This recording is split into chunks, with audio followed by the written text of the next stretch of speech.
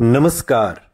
आप सुन रहे हैं द बॉलीवुड रेडियो और मैं हूं आपके साथ आकाश। दोस्तों, आज के इस पॉडकास्ट में किस्सा अमिताभ बच्चन वर्सेस राजेश खन्ना का। ये शुरू कब हुआ? फिल्म इंडस्ट्री में उन दिनों अमिताभ बच्चन का कद बड़ा होने लगा था।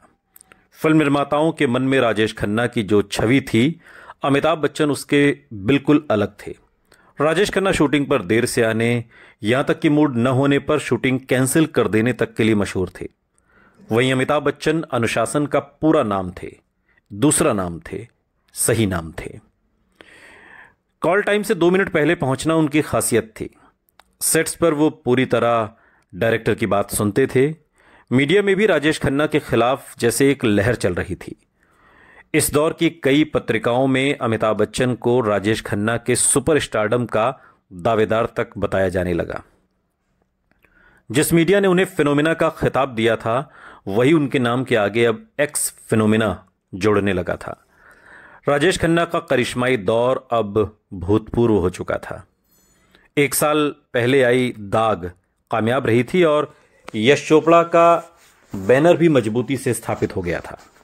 अब यश चोपड़ा को सलीम जावेद की लिखी एक शानदार स्क्रिप्ट मिली।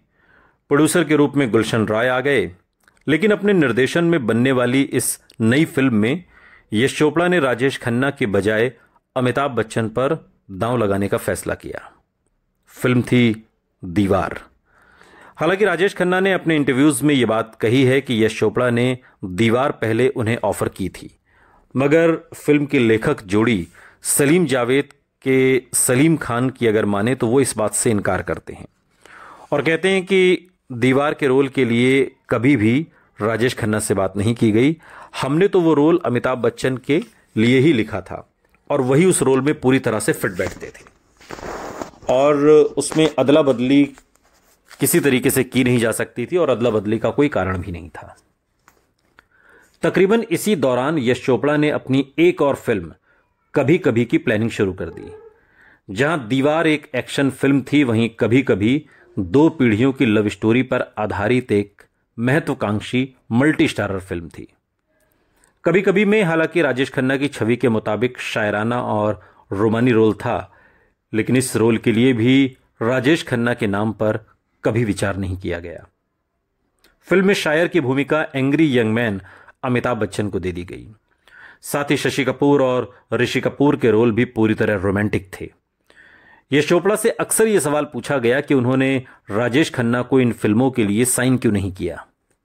कई साल बाद अप्रैल 1987 पिक्चर पोस्ट को दिए एक इंटरव्यू में वो कहते हैं, इस बात का सटीक जवाब देना मुश्किल है क्योंकि कोई खास वजह थी ही नहीं।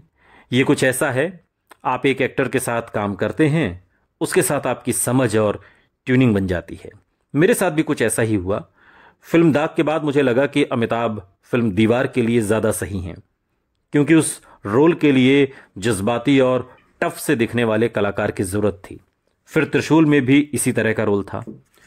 यश चोपड़ा ने दीवार और त्रिशूल जैसी एक्शन फिल्मों में तो अमिताभ बच्चन को लेने की वजह बता दी, मगर जब उनकी रोमांटिक फिल्मों कभी कभी और सिलसिला के बारे में पूछा गया, तब भी उन्होंने वही ट्यूनिंग वाली बात दोहराई। उन्होंने कहा कि देखिए, मुझे उसी टीम की आदत पड़ गई थी, फिर मैंने उससे बाहर निकलने की कोशिश ही नहीं की।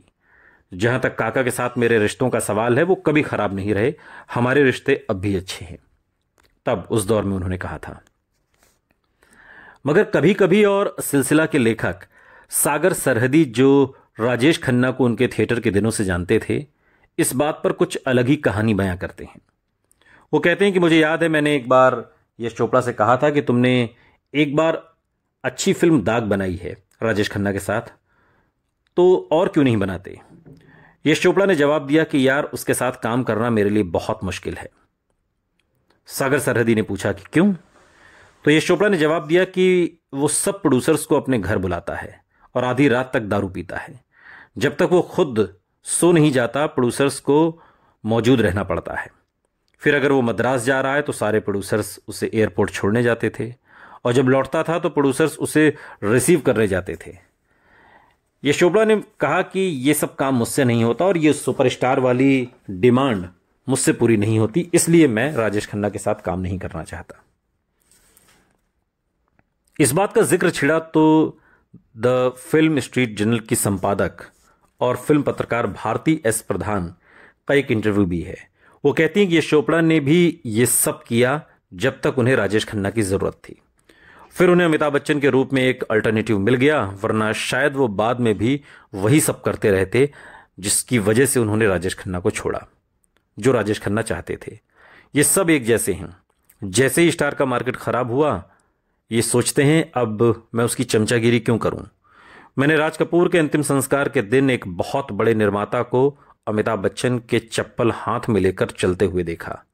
ये फिल्म इंडस्ट्री में ये सब कुछ होता है।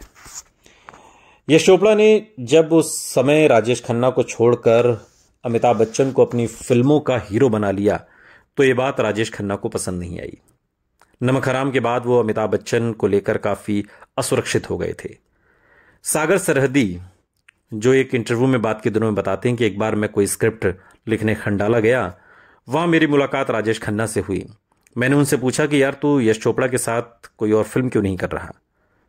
तो काका चिढ़कर बोले कि यश अच्छा डायरेक्टर नहीं है, वो मेहनत बहुत कराता है, सुबह से लेकर रात तक, मुझसे नहीं होगी इतनी मेहनत।